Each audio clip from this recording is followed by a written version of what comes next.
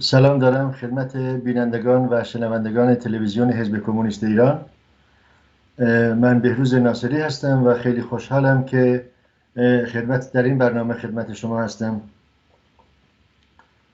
این برنامه در رابطه با اینه که چه کسی مسئول پرداخت حقوق بازنشستگان است.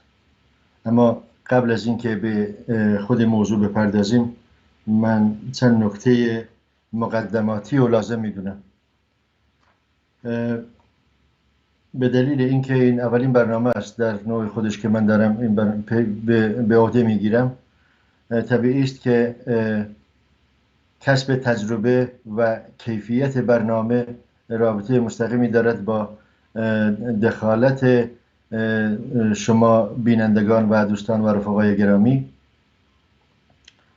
و در اصل این یک اصله که دخالتگری و دیالوگ و گفتگو بین طرفهای مختلف است که میتوان یک موضوع تکامل داد، رشدش داد و به جوانب مختلف اون پرداخت. نکته دوم که من میخواستم بهش اشاره بکنم اینه که من خیلی تشکر میکنم از رفقای استودیو تلویزیون و هم کمیته تلویزیون که مجموعاً با همکاری همدیگر پخش این برنامه رو یا برنامه‌های دیگر رو امکان پذیر کردند. من در برنامه‌هایی که مجریشون خواهم بود تلاش خواهم کرد تا با یه نگرش انتقادی به مسائل و موضوعیت‌هایی که مسئله روز هستند پرداخته شود. نگرش انتقادی برای ما، برای جنبش ما، برای طبقه ما مثل نان شب لازمه، ضروریه و ما باید از این زاویه به مسائل بنگریم. نگرش انتقادی به ما میگوید خیلی ساده سوالهایی که مربوطن به چراها، چگونه میتوان دست یافت، چرا اینطور است، چیکار باید کرد، اینها رو پیش پای ما میذارد و از ما میخواهد که به طور دست جمعی در صدد پاسخ یافتن به این مسائل باشیم.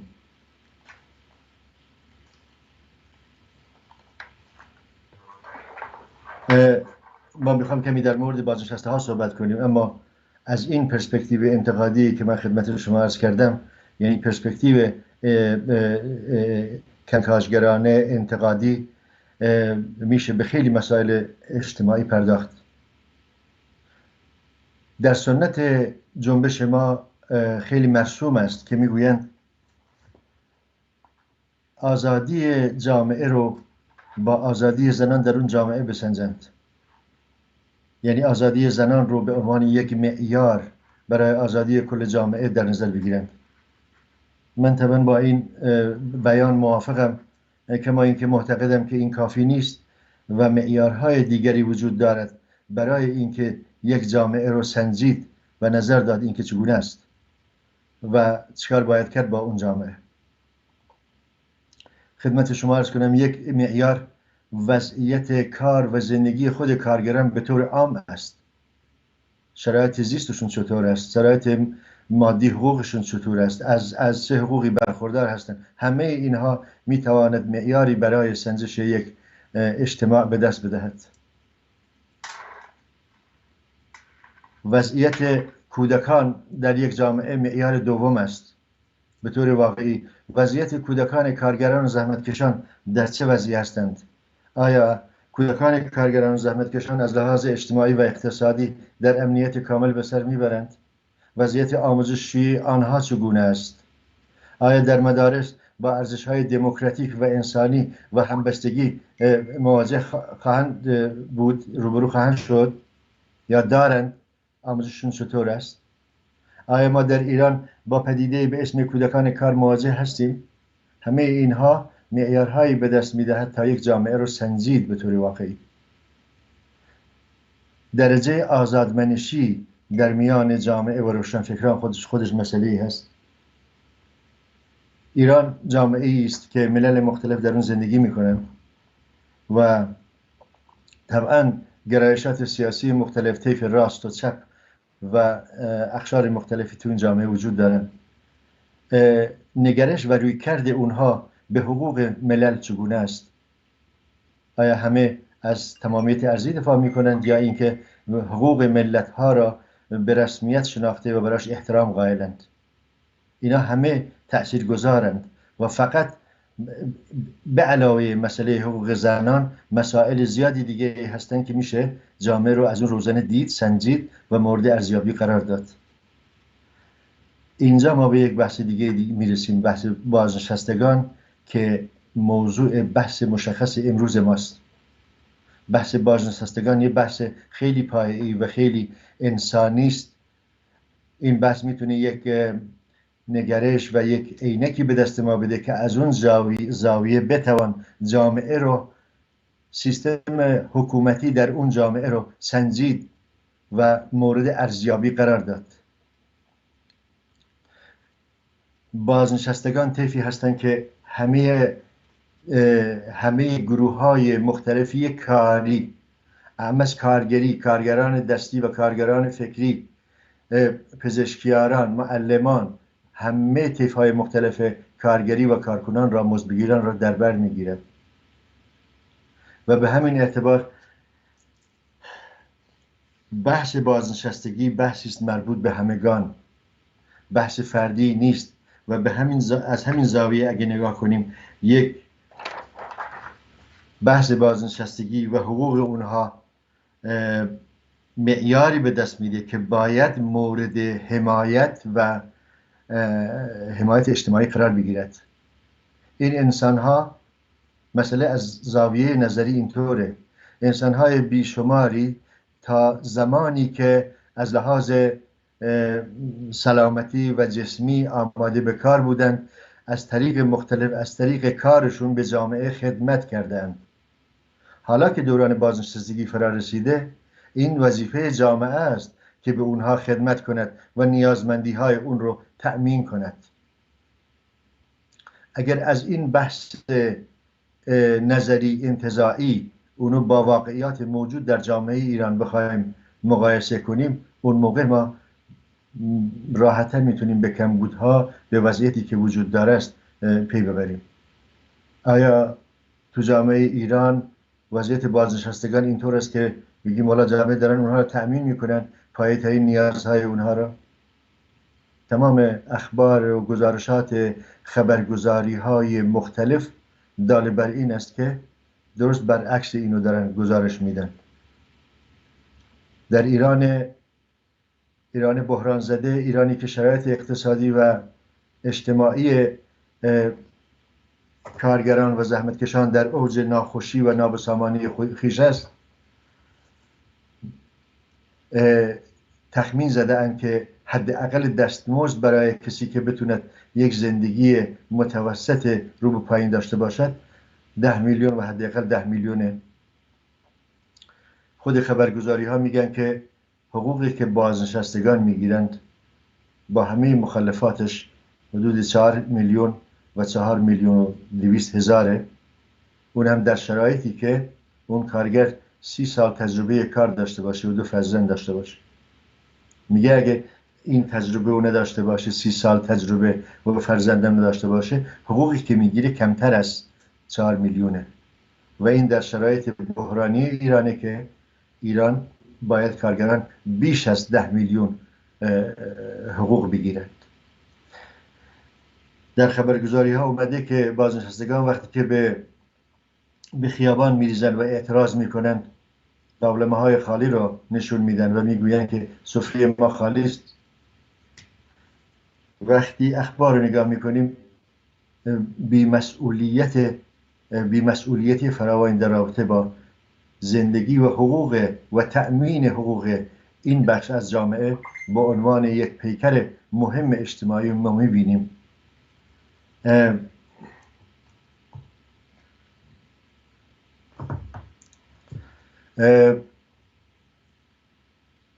من تمایل دارم بعداً در بخش مربوط به چه باید کرد به بخش اجتماعیش بپردازم، اما میگوین چه کسی مسئول تأمین حقوق بازنشستگان است؟ من میگویم دولت پشت همه اینها است، حکومت پشت همه سازمان ها و نهادها هست. در ایران اعتراضات و خواسته ها رو به سازمان تأمین اجتماعی بیان می شود، یا به عبارت دیگر این سازمان تأمین اجتماعی است که باید حقوق بازنشستگان را پرداخت کند. اما سوال این است: سازمان حقوق بازنشستگان کیست؟ سازمان حقوق بازنشستگان تشکیل شده است از نمایندگان دولت، نمایندگان کارفرمایان و نمایندگان تعدادی از مالیات دهندگان.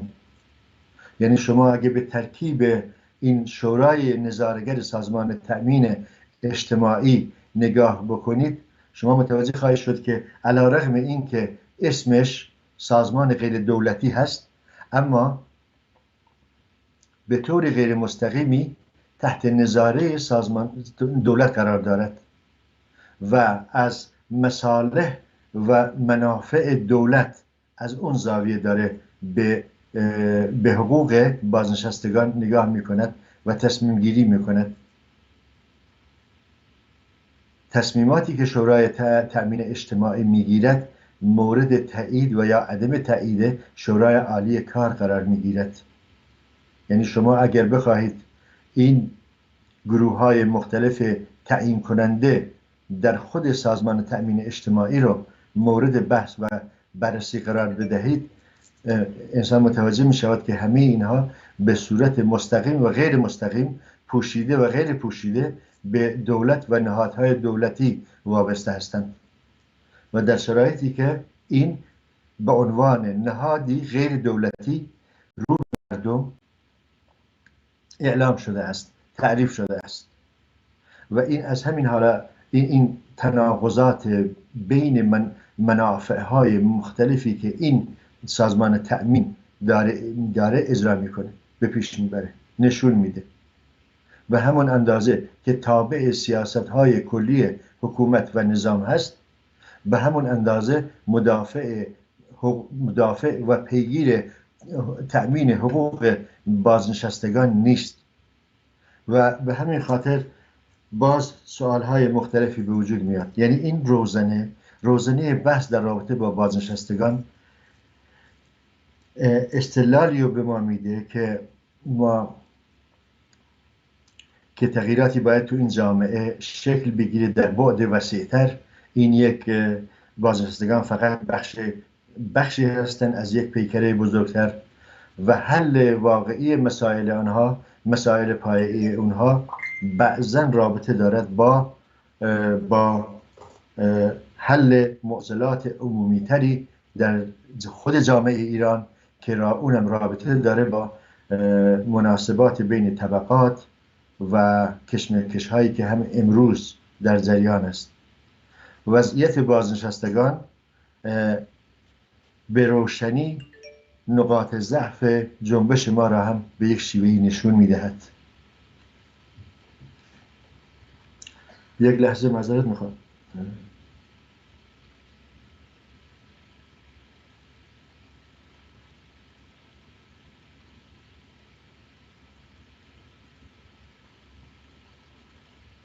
ببخشید.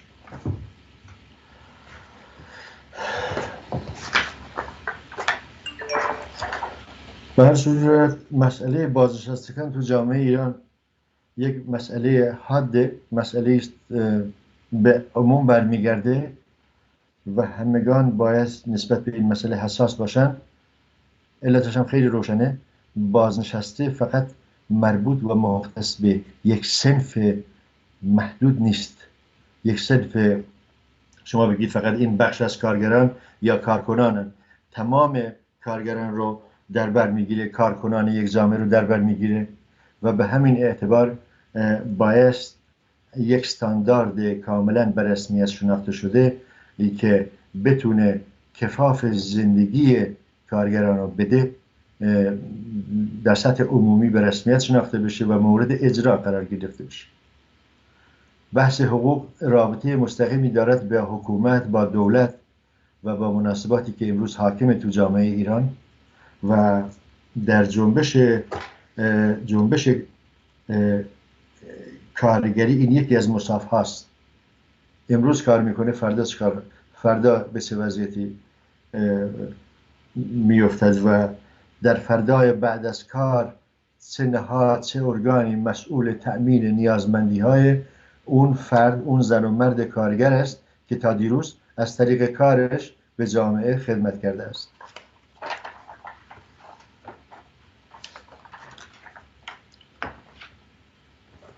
من به یک موضوع دیگه که در رابطه با مسئله بازنشستگان که لازم پرداخته بشه، اونم یک مقایسه خیلی کلیه از وضعیت بازنشستگان در ایران و وضعیت بازنشستگان در کشورهای دیگه، به ویژه کشورهای غربی، اونجایی که حداقل استانداردهایی وجود دارن و ایرانی که حداقل برای کسب و به دست آوردن حداقل استاندارد هم باید مبارزه جانانه کرد.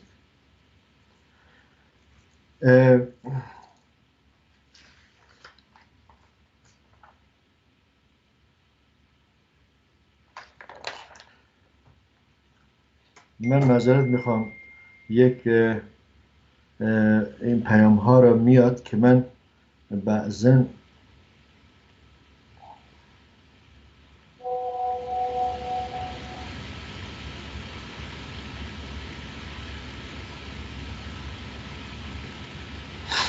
باش.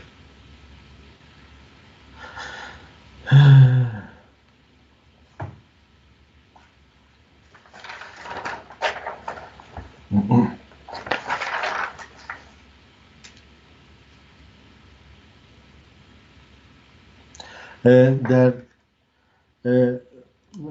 بحثی که من میکنم بیشتر بحث سیاسی است و با یک بحث تکنیکی متفاوته. معمولا بحث تکنیکی رو میشه کسانی که متخصصن در این عرصه و دستن در کار حقوق و تعیین حقوق هم باید انجام بدن، اما در هر جامعه‌ای وقتی که بحث حقوق میشه بعداً اونها را از لحاظ تکنیکی و حقوقی ریز میکنن.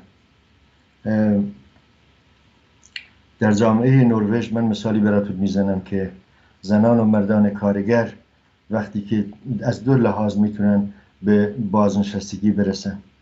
این یک مثاله. یکی وقتی که سن اونها به 67 سالگی میرسه، یعنی از 62 سال به بعد میتوانن درخواست کنن و یکی هم سابقه کاره. در هر دو حالت کارکنان مالیات زیادی میپردازن و بخشی از مالیاتشون خب به دولت یا شهرداری ها پرداخت میکنن. این مالیات هایی که میپردازن و به مصارف مختلفی در زمینه های مختلفی مورد مصرف قرار میدهند که بخشیش برای تأمین خود اون فرد در دوران بازنشستگی مورد استفاده قرار میگیرد.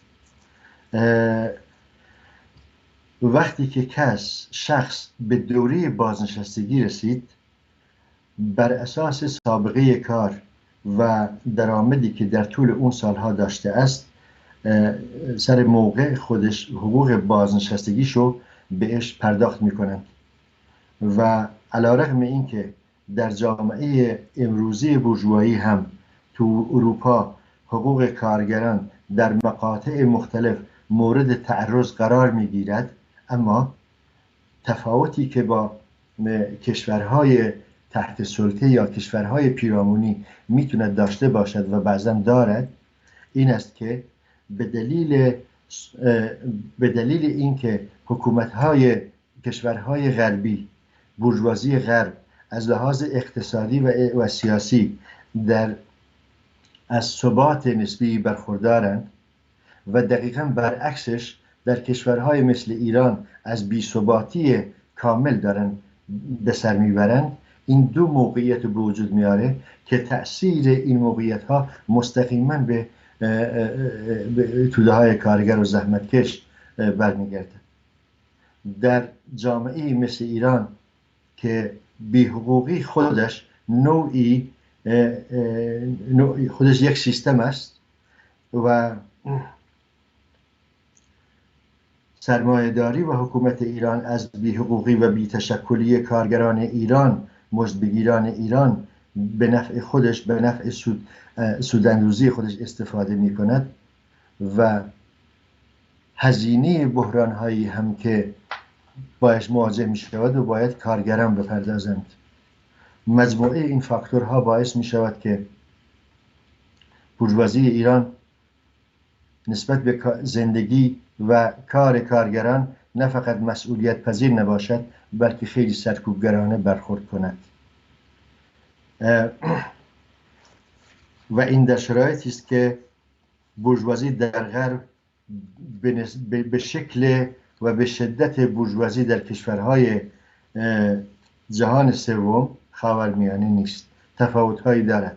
این بحث رو میشه کرد به اشکال مختلف و علت این مسئله هم به نظر من کاملا روشن است. من اینجا یک پرانتز باز میکنم، کمی از موضوع مشخص دور میشم برای اینکه خود به توضیح مسئله بپردازم و بعدا یک استنتاج و نتیجه گیری ازش بکنم. اونم این که در سنت مباحثات مارکسیستی بحثی هست که مولانا مارکس هم این بحث میکنه،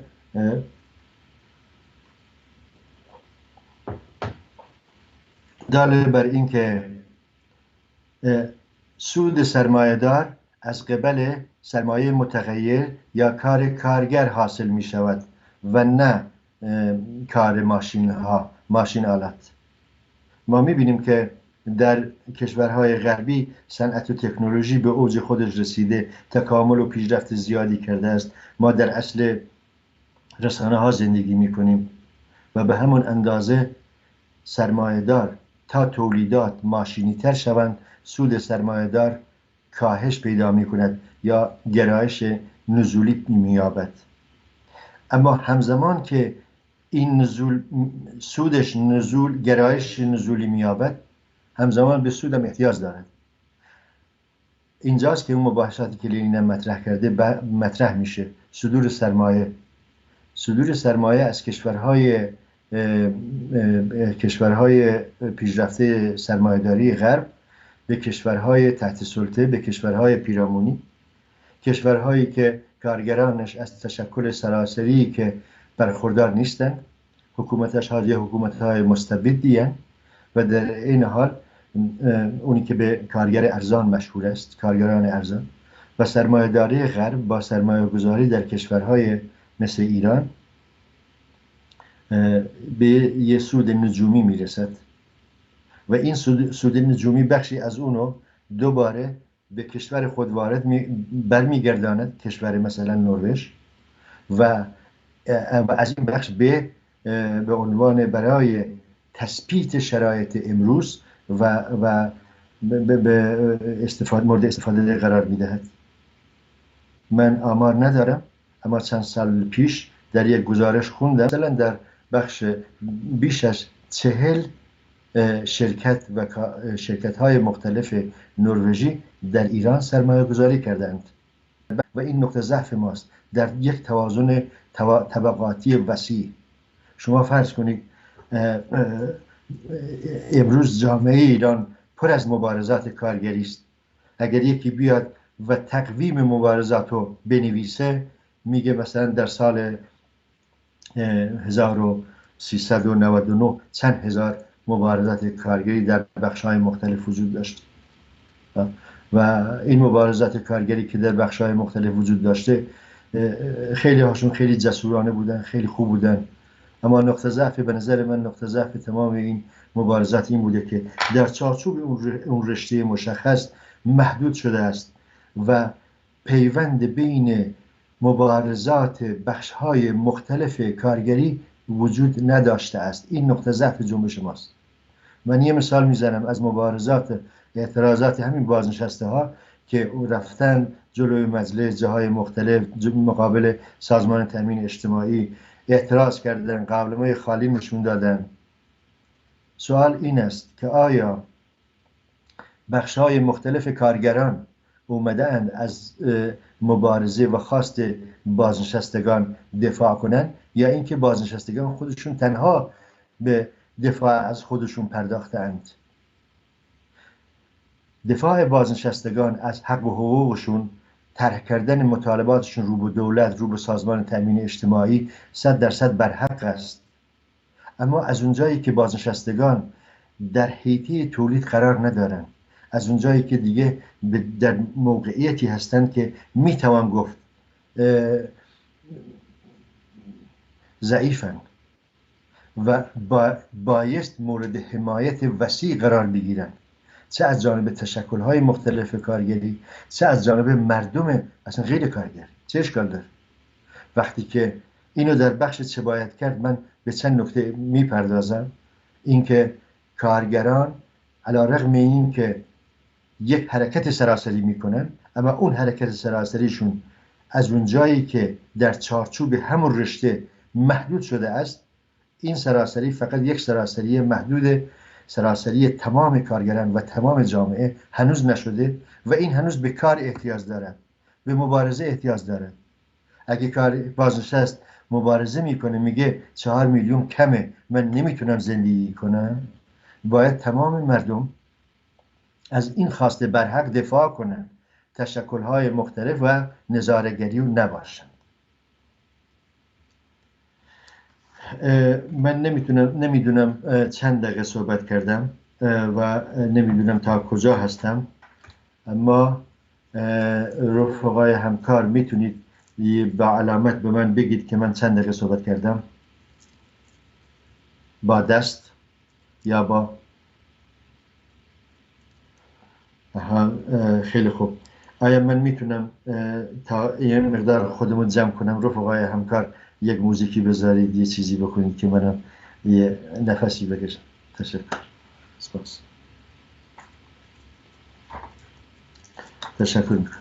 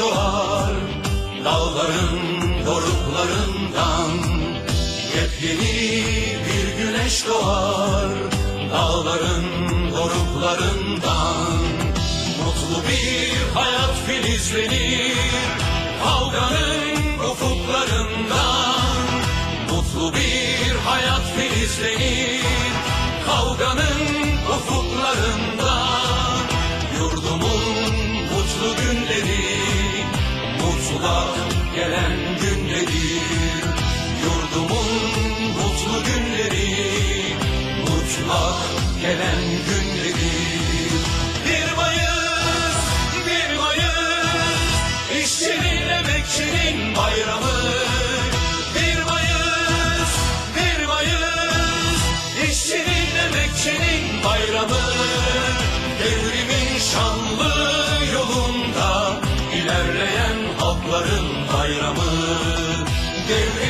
şanlı yolunda ilerleyen halkların bayramı. Lay la lay lay lay la lay lay la lay la lay lay lay lay la lay la lay lay lay la lay lay la lay la lay lay lay lay lay. Ulusların gürleyen sesi yeri göğü sarsıyor. Ulusların gürleyen sesi yeri göğü sarsıyor. Halkların nasırlı yumruğu balyoz gibi patlıyor. Halkların nasırlı yumruğu balyoz gibi patlıyor. Devrimin şanlı dalgası dünyamızı kaplıyor.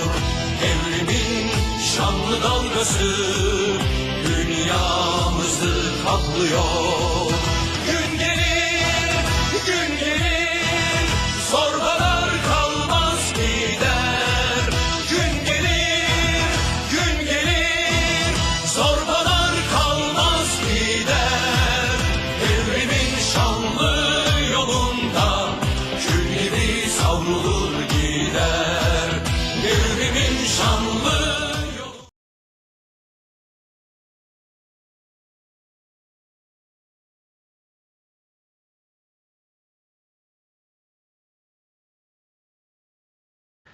این مدت استراحت رفقا من در رابطه با اینکه صدام پخش میشه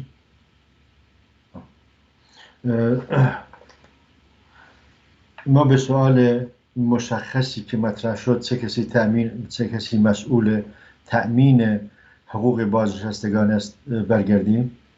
در یک پاسخ کوتاه، پاسخ اینه که در یک جمله کوتاه اینه که دولت و جامعه مسئول تأمین حقوق بازنشستگان است.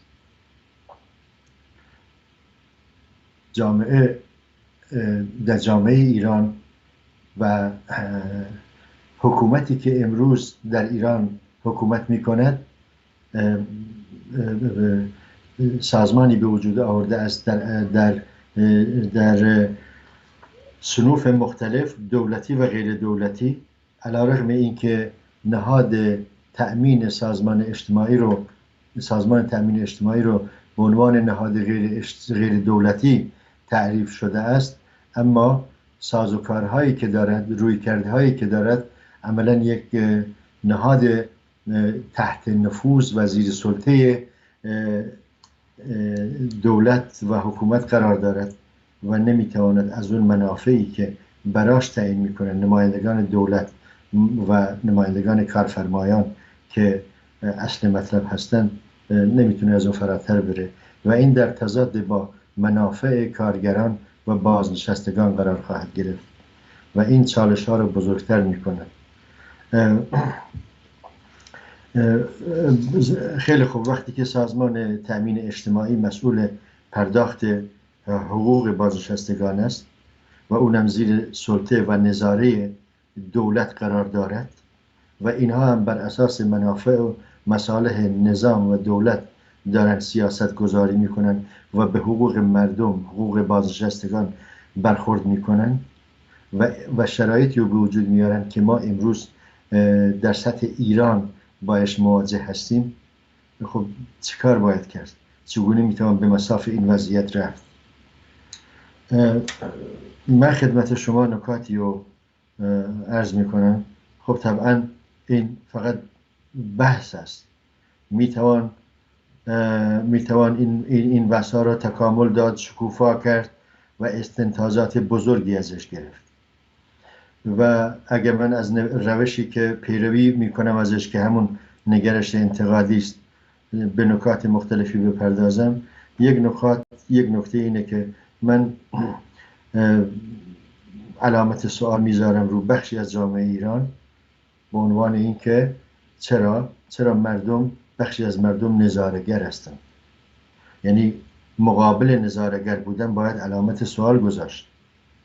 وقتی که درست است، وقتی که بخشی از جامعه دارن مبارزه میکنن دارن از حقوق پرداخت نشده خودشون مطرحش میکنن، به خیابان ها میرن، تحصن میکنن، شاید مستقیما مربوط به بخش دیگه ای نباشه، اما علی رغم این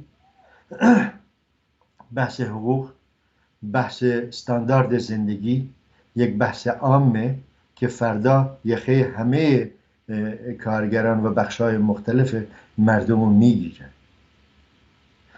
نظاره‌گر بودن در اوضاع مثل ایران راه چاره نیست. باید از این حالت نظاره‌گر بودن بیرون اومد. خیلی مواقع رسانه‌های جمعی این به عنوان مثال است نشان داده می شود که مثلا نفری رو در ملأ عام اعدام کردند. مواردهای گذشته بوده، حالا خوشبختانه نیست، در اثر اعتراضات و مبارزات این هم تغییر کرده، اما می رفتن نگاه میکردن و با موبایلشون عکس میگرفتن. جامعه ایران باید از لحاظ فرهنگی، از لحاظ جانبدار بودن، از نظاره‌گری اون بخشا بیرون بیاد و جانبدارانه نسبت به بخش‌های دیگه کارگری و غیر کارگری عمل کند و در عرصه باشد. زیرا دفاع از حقوق است، حقوقی که شامل حال همه خواهد بود و این است که میتواند در وضعیت سراسری کل مردم و کارگران تأثیر مثبت داشته باشه. نکته‌ای که من یک نکته بحث که مربوط به فعالیت آگاهگرانه نظاره‌گر نبودن و تلاش برای اینکه مردم جانبدارانه از حقوق دیگران دفاع کنند و دفاع از حقوق دیگران دفاع از حقوق خود هم هست در مقابل دولت و کارفرمایانی که به غیر از بکارگیری نیروهای انتظامی و سرکوب برخورد دیگه‌ای در طول 42 سال تا امروز نداشتند به توده های کارگر و زحمتکش. یعنی نکته دوم این است که متاسفانه برای کسب حقوق ابتدایی باید مبارزه جانانه کرد، باید مبارزه کرد در سطح وسیع اجتماعی. من در بخش قبلی صحبتام گفتم علی رغم این که مبارزه یک بخش از کارگران میتواند در اون عرصه سراسری باشد، اما در یک مقایسه با کل این مبارزه هنوزم سراسری نیست و تمام بخش‌های دیگر رو در بر نگرفته است. در دنیای امروز، در وضعیت امروز ایران، تلاش برای اینکه از چارچوب یک رشته مشخص فراتر رفت و همبستگی و حمایت کارگری رو وسعت بیشتری بخشید، مستلزم وجود تشکل‌های کارگری است. اینجاست که باید ضرر و زیان فقدان تشکل‌های کارگری در محیط‌های کار و تشکل سراسری کارگران رو بازم گوش زد کرد و گفت که اگر قرار باشد اوضاع متحول ایران به سوی برود که کارگران و زحمتکشان در اون شرایط بتونن نقشی داشته باشن در اون تغییر به نفع خودشون، کارگران چاره‌ای ندارن به غیر از این که باید متشکل بشن، در سطح وسیع و سراسری هم متشکل بشن. تشکل‌های محیط کار و از پایین به بالا تشکلی به وجود بیاد در سطح ایران که رشته‌های مختلف رو در بر بگیره و حقوق بازنشستگان هم یکی از موارد و بندهای اون تشکل سراسری باشد. یعنی بازنشستگان متکی باشند به تشکل سراسری و تشکل سراسری حقوق و استاندارد زندگی کارگران در بخش‌های مختلف و از جمله بازنشستگان نمایندگی کنند. در چنون شرایطی هست که چشمانداز روشنی برای کسب حقوق در تمام جامعه میتواند به روزنه امید و تبدیل بشه و به وجود بیاد. پس نکته‌ای که من یکی نظاره‌گر نبودن و تلاش برای جانبداری و دوم تلاش برای اتفاقا در این دوران و این بحران و این وضعیت تشکل سراسری کارگران است که از طریق تشکل سراسری کارگران بتوان از منافع، حقوق و خواسته های بازنشستگان و نه فقط اونها بلکه تمام کارگران در رشته های مختلف دفاع کرد. به طور واقعی کارگران در یک رشته، در یک مقایسه تناسب قوا، کارگران یک رشته هرچند که یا یک کارخانه یا یک شرکت هرچند که به مبارزه جسورانه هم دست بزنن، خیلی جسور و با شهامت باشن، اما از لحاظ توازن قوا مادام که حمایت و پشتیبانی عملی کارگران در سایر جاهای دیگه، شهرهای دیگه رو نداشته باشن، امکان به نتیجه نرسیدنشون وجود داره. کما اینکه ما موارد زیادی هم داریم کارگران، موارد زیادی که کارگران موفق شدن به خواسته خود برسن، موارد خیلی زیادی هم که موفق نشدن به خواسته خودشون برسن. در صورت این بحث تشکل‌های کارگری و تلاش برای به وجود آوردن و از این طریق از حقوق دفاع کرد، این یکی از مسائل خیلی مهمی است که میتونه از این روزنه چیز بکنه. این نکته دومه.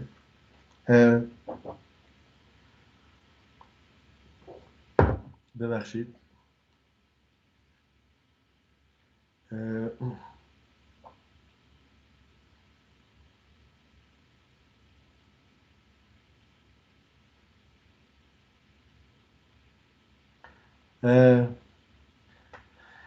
رفیقی دوستی نوشته است، من این پیام میخونم.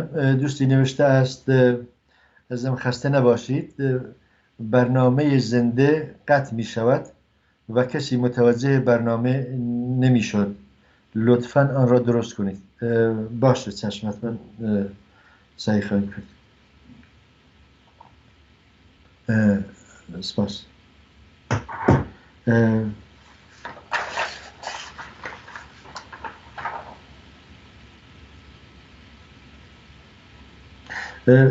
من فکر میکنم که کسب حقوق در جامعه ایران بستگی دارد. یعنی علیرغم این که ما می‌بینیم شرکت های مختلف، کارخانه های مختلف، محل کار کارگران در جاهای مختلف، علیرغم این که در یک بخش خواستار کسب حقوق خودشون باشند، اما به دلیل اینکه تناسب قوا امروز به نفع کارگران به نظر من نیست. یک شما میتونید استدلال بیارید بگی هست، مبارزات وسیعی در سطح ایران داره رخ میده، تعدادش خیلی زیاده، بعضا هم سراسری است. من همه اینها را تایید میکنم، اما همه اینها هنوز اینو به ما نمیگه که ما با یک تشکل سراسری قدرتمندی که به قدرت تبدیل شده باشه و کارفرما و حکومت و دولت و سرمایه‌داران نتونن به میل خودشون سیاست گذاری کنن، نتونن به میل خودشون تعرض کنن به حقوق و زندگی و شرایط کار و کارگر، ما هنوز فاصله داریم و ما هنوز به اون نرسیدیم. در تناسب قوا در اوضاع سیاسی باید تشکل سراسری کارگران وجود داشته باشه تا رول اصلی، نقش اصلی رو ایفا کند برای اون چرخش به نفع زندگی کارگر زحمتکش. اگه اون نباشد ما اوضاع همینطور پیش خواهد رفت. من مثالی براتون میزنم از ضعف ما، از ضعف خودمون، از ضعف جنبشمون. دولت‌های منطقه سرمایه در عرصه بین الملل با هم دیگه هم در حال جدل است، هم در حال کشمکش است، هم اونجایی که لازم باشه بر اساس منافعشون در حال همکاری با هم هستن. سرمایه های جهانی غرب و آمریکا و اروپا و چین و روسیه اینا متضاد همن، اما همزمان که متضاد همن مرتب در حال همکاری هستن، منافعشون ایجاب میکنه. سرمایه ها دولت های منطقه هم همچنین، کشورهای ایران و دوربر ایران، عراق و ترکیه و سوریه و روسیه و علی رغم اینکه اینا منافع مشخص خودشونو دارن، اما به خاطر اون دارن با همدیگه همکاری هم میکنن. یعنی رقابت و همکاری به عنوان دو بعد دارن پیش میبرن. ما باید به بورژوازی نگاه کنیم و دقیقا بر اساس منفعتی که طبقه کارگر و زحمتکش دارد، بر اساس این منافع بخواد عمل وسیعی رو انجام داد. وقتی که این منفعت در بعد وسیع مد نظر باشد و این فانوس راه باشد که بخواد تعیین کند، اون موقع ما خیلی راحت تر می توانیم به نتایج مختلف برسیم. جنبش ما برای اینکه بتواند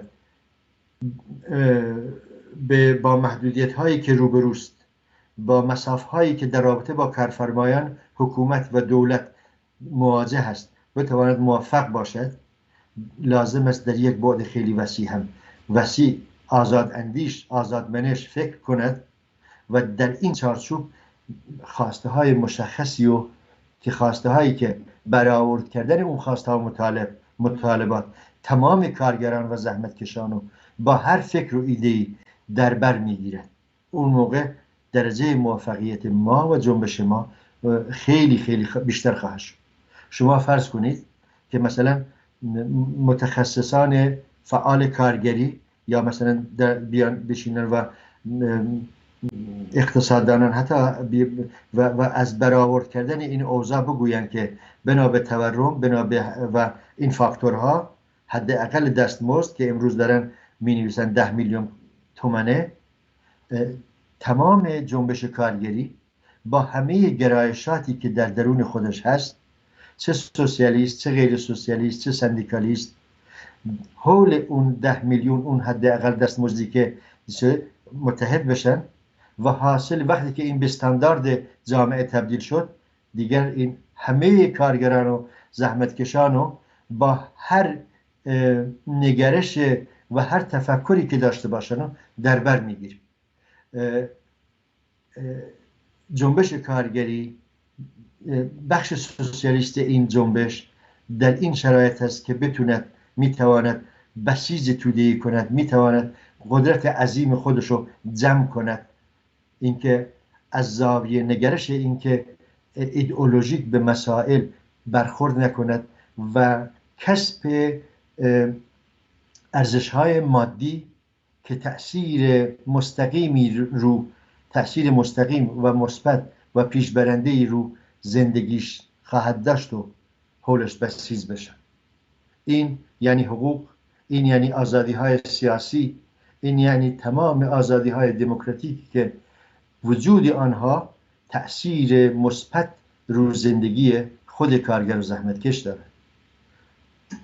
آزادی‌های سیاسی و ارزش‌های دموکراتیکی که مردم زحمتکش بتوانند از اون امکان استفاده کنن که خودشونو ارتقا بدن، که بتونن تأمین بشن.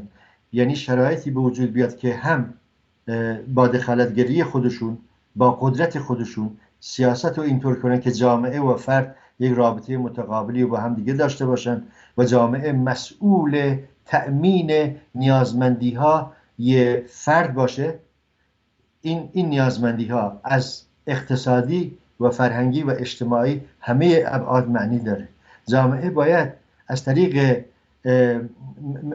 مکانیزم و نهادهایی که به وجود میارد تحصیلات رایگان در سطح عالی رو برای تک تک مردم و کودکان کارگران و زحمتکشان تأمین کند، فراهم کند.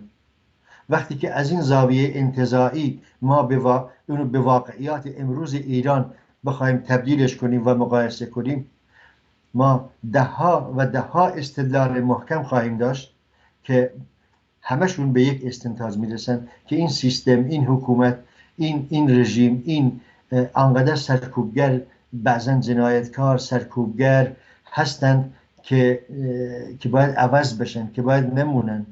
شرایطی به وجود بیاد که کارگر و زحمتکش از طریق تشکل‌های خودشون بخوان رو سرنوشت خودشون حاکم باشه و این کار میخواد، کار متین میخواد، این میخواد که نیروها باید جمع بشن و این اوضاع که نامعلوم، آینده نامعلوم و به آینده معلوم روشن کرد. واقعیتش اینه به نظر من کسب هر تک حقوقی در هر زمینه‌ای، در هر رشته‌ای وابسته است به یک وضعیت سراسری‌تر و عمومی‌تر در سطح جنبش. من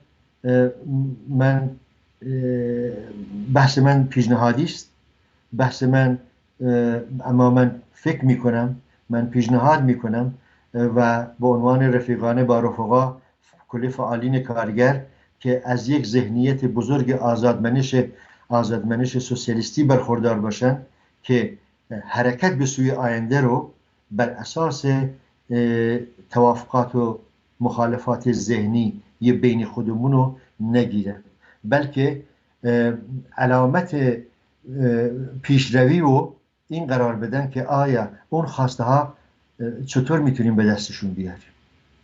آزادی سیاسی به نظر من یکی از زیربناهای خیلی مهم در تو جامعه است که کارگر از اون شرایط میتونه به نفع خودش و استفاده کنه، میتونه جلسه بگیره، میتونه تشکل به وجود بیاره و میتونه دخالتگری خودش در عرصه اجتماعی رو تأمین کنه. پس در نتیجه اگر یکی از من بپرسه در رابطه با سوالات خیلی بزرگ جامعه سوسیالیستی، من یک رابطه مستقیمی وصل میکنم بین حکومت شورایی و سوسیالیسم و تحقق خواسته های دموکراتیک، خواسته هایی که امکانو برای توده های مردم فراهم کنه که دخالتگرتر باشن و خودشون به سرنوشت خودشونو تعیین کنن. ببخشید.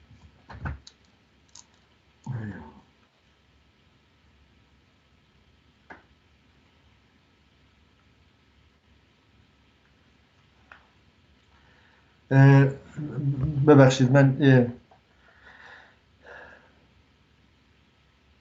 من یک پیامی دریافت کردم از یکی از رفقا. من پیامو میخونم که در همین رابطه است. میگه دوست عزیز، فعالان کارگری 10 سال پیش تشخیص دادند که طبقه کارگر باید اقدام به تأسیس تشکل سراسری کنند و بدون تشکل سراسری به وزنه تبدیل نخواهند شد. اما رهبری حزب کمونیست ایران مخالف آن بود و اعلام کردند که هنوز وقت آن نرسیده که طبقه کارگر تشکل سراسری را تشکیل دهد. حال چه شده که امروز حزب کمونیست ایران به این امر مهم رسیده که باید تشکل سراسری را تشکیل داد؟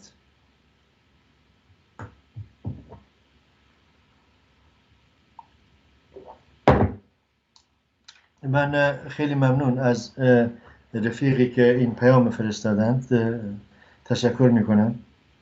رفیق عزیز، پاسخی که من میدهم پاسخ فردی من است و من تلاش میکنم که به این زمینه محتاطانه پاسخ بدم، زیرا که به تضاد منافع نیفتم. ما در حزب کمونیست ایران خب طبعا روایت ها و خوانش های مختلفی میتواند وجود داشته باشد، کما اینکه دارد در عرصه های مختلف و تا جایی که به نظرات برمیگه، نظری که من امروز صحبت کردم این چند نکته رو،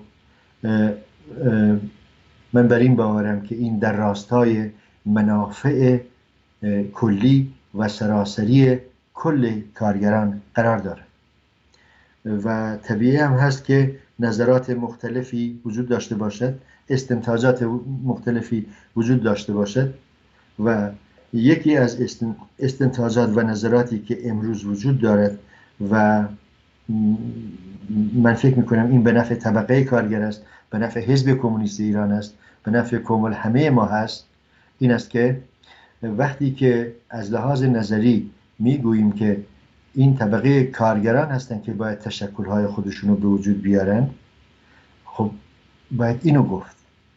من رفیق عزیز، من فردی مثلا یکی از فعالین این حزب هستم که تمام زندگیم بازم خواهم بود، اما انسان باید اینقدر واقع بین باشد و بگوید که من فعال فداکار نمیتوانم تشکیل دهنده تشکل‌های کارگری در محیط کار کارگران باشم. ما به عنوان رفیق میتونیم وارد بحث و دیالوگ بشیم، چگونه میتوان تشکل کارگری درست کرد، تجارب کشورهای دیگه در این رابطه چه میگوید، اما کارگران خودشون باید اقدام کنن برای تشکلشون. من رفیقا میگن 10 دقیقه وقت دارم. 1 دقیقه. من این بحث رو اینطور کوتاه میکنم که وقتی که گفته میشه قدرت طبقه کارگر در تشکل اوست، پس در نتیجه این باید معنای عملی به خودش بگیره و در نتیجه باید این تشخیص همیشه نگاه من به بورژوازی است و من فکر میکنم که ما باید از بورژوازی یاد بگیریم. اینو در آینده این بحثا رو میکنیم. بورژوازی انترناسیونالیستی عمل میکند، اما ما مخالف بورژوازی و سرمایه‌داری انترناسیونالیستی عمل نمیکنیم، حتی در سطح کشوری هم عمل نمیکنیم. این بحثو برای آینده میذاریم.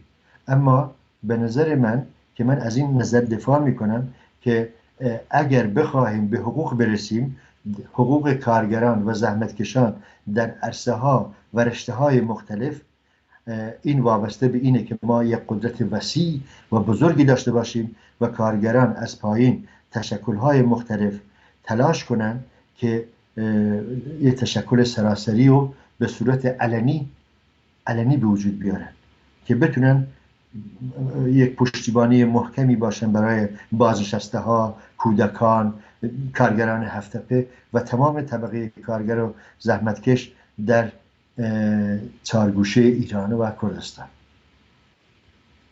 خیلی ممنون. وقت دارم؟ تموم شد؟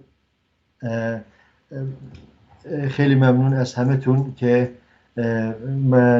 که به حرفای من گوش دادید.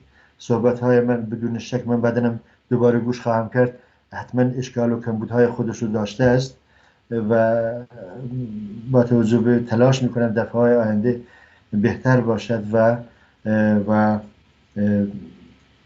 قابل تحمل تر باشد. خیلی ممنون. سپاس.